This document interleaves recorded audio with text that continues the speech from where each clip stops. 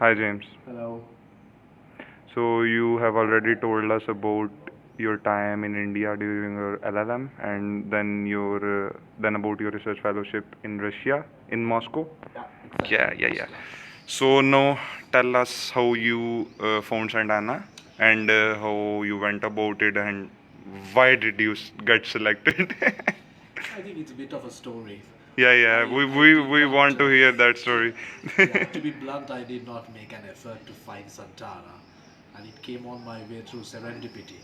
I was in Russia. I knew that I would not be able to get a fully funded PhD position in Moscow as the funding was almost limited. So I felt a little bit of uneasy and kept applying for so many places. I think I have told you that initially I applied for a couple of universities in Britain. Yeah, One you did. one accepted me, but it did not have the necessary funding availability. And I think you need to understand, unlike other disciplines, when it comes to PhD, first rule is you have to have adequate funding from your host university. If you don't have fundings, Yeah.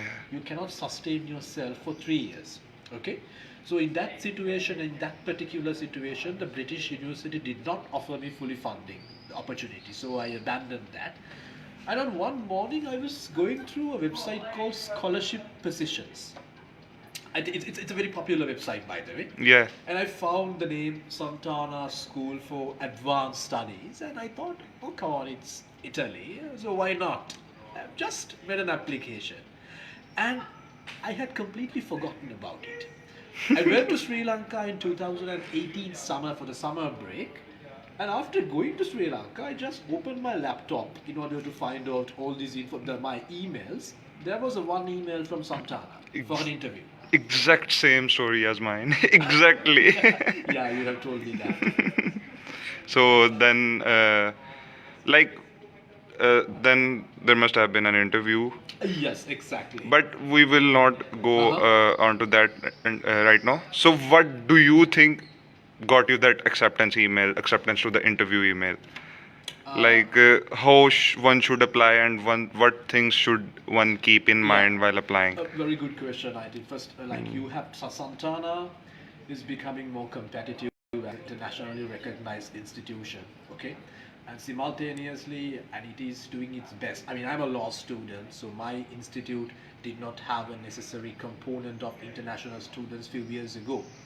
But after Professor Gianguli Palambella, who happens to be the director of our institute, after he became the director, he wanted to bring more international students. Okay, so for the application criteria, he included that those who apply from foreign countries need to have certain amount of publications. That is must for PhD applications, and also a good GPA and some good experience and IELTS results. But I think these IELTS result are, how do you call that? IELTS. IELTS. Yeah, You were pronouncing it right. IELTS. So this is not something mandatory, I would say. Some institutes like management studies at Santana do look for that, but in my case, in the law department, they did not ask about IELTS results. But you have to have at least one publication and one strong letter of recommendation from one of your previous professors in your home country. Okay, so these are mandatory. These, I would say, very cardinal rules. And the more publications you have, the better. Well, I Or think no? practically, like when you apply for a PhD, you cannot have a lot of publications, okay? Because PhD itself is a Because process of some publishing. because some students believe you Yeah. might even need publications for masters. No. That of course, that's a fallacy. You don't need publications for the masters. Mm, Not at all. I mean, at least in my discipline. yes, I didn't have any. Yeah. Of course, you are here. So So, moving on. Yes, no, tell us about your interview experience. That yes, you saw that email and how. First, tell us about that email actually. yes, I think not extremely happy because a couple of weeks ago, before I received that email, I faced an interview with Central European University in Budapest. Okay, it was a disaster, total disaster. So, I mean, I had rather mixed feelings about this email as well. But having had that feeling, I faced the interview, and the interview panel of Santana was not consisted of the professors here. You won't believe that. Oh. It consisted of the professors who came from Florence University, Pisa University, and one guy from Santana. Okay, so Wow. they ask about my previous LLM program and how legal education looks like in Sri Lanka and what made me to apply to Santana. Those are very basic questions, and when they basic, I need to emphasize. I think when you apply for a PhD, you have to have a research proposal. Okay, you apply for a particular with a research intention. In the interview, they would ask about why you chose this shop, what is your methodology, what are you exactly going to accomplish by this research. So you have to have you need to give very solid, stable, adequate, reliable answers for that question. That carries the weight. Okay. So, like, how many positions were there, and I would say how competitive was it back then, and how has it changed? I think it Until has now? been competitive. Any PhD, if even the getting a PhD position in our part of the world is competitive. Okay, we should not take it easy. But coming back to your question, I think the number of the position is something always changing in accordance with the funding situation at Santana. Okay, sometimes it's high funding, the better funding opportunities from either Tuscany regional government or from the central government, they immediately increase the number of the positions. Okay, and every year at least they do have 2 or 3 international the placements for international students. I mean, for an example, I'm not sure about your discipline though. When it comes to us, social sciences, political science, human rights, and law, public international law, basically we have like 5 to 6 positions, PhD students. Okay, 5 to 6 PhD students every year get recruited. From these 5 or 6, at least they take 2 international students. But there are some exceptional circumstances.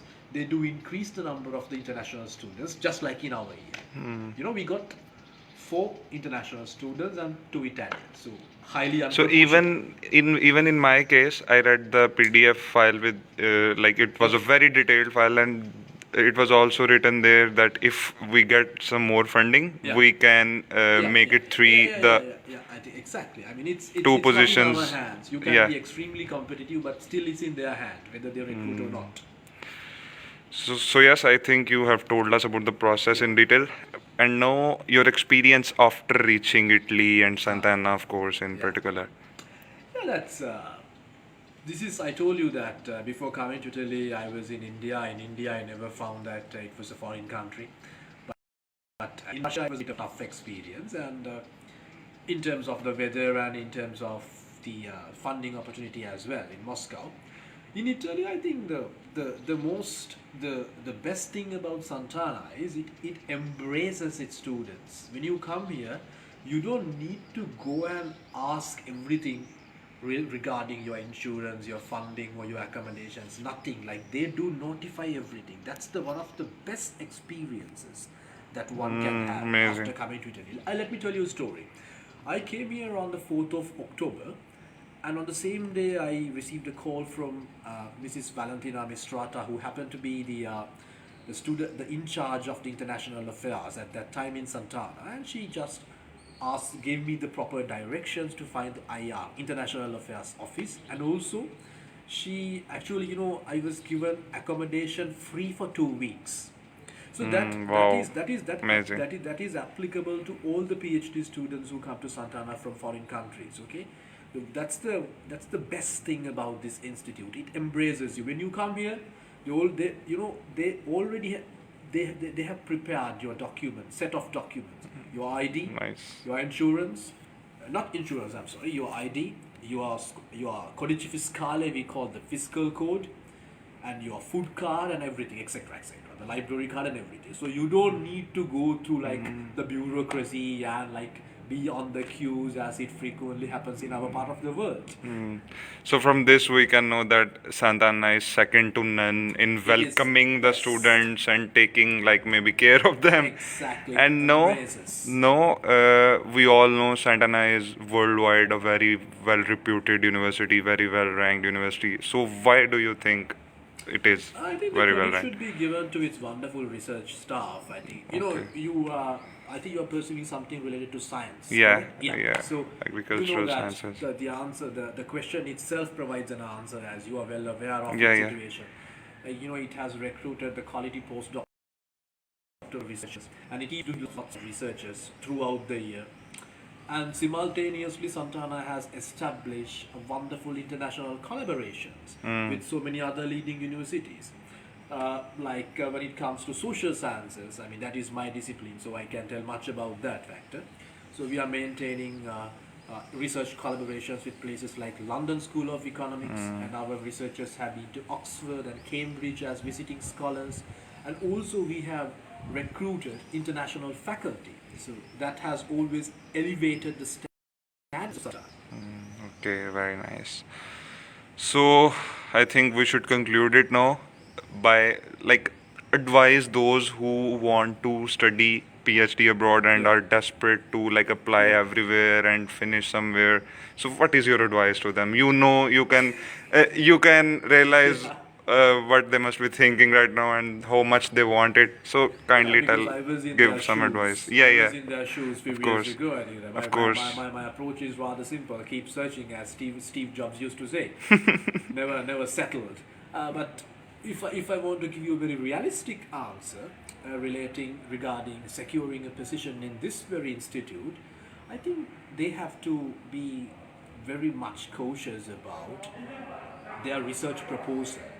I think this Have to have a good research proposal, number one. Okay. Number two, get a very good recommendation letter from one of your professors in your home country, whether it's Sri Lanka or India or Pakistan. Okay? And thirdly, give precise answers at the interview. Don't beat around the bush. Just if you don't know something, say no. Okay. And I And think this be can confident, that's apply to every university. Like, Yeah.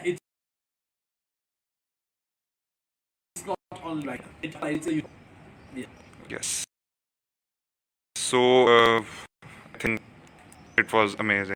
Like, I never say right after the interview that this has to be one of favorite interviews, but I have to say this one can be my most favorite. So I would say the credit goes to the interviewer. You asked the right set of questions, actually. Thank you. Okay. So, okay, James. See you Thank then. you so Ciao. much for your time. Ciao. And ciao. Arrivederci. Arrivederci. Ci vediamo Ci vediamo domani. domani.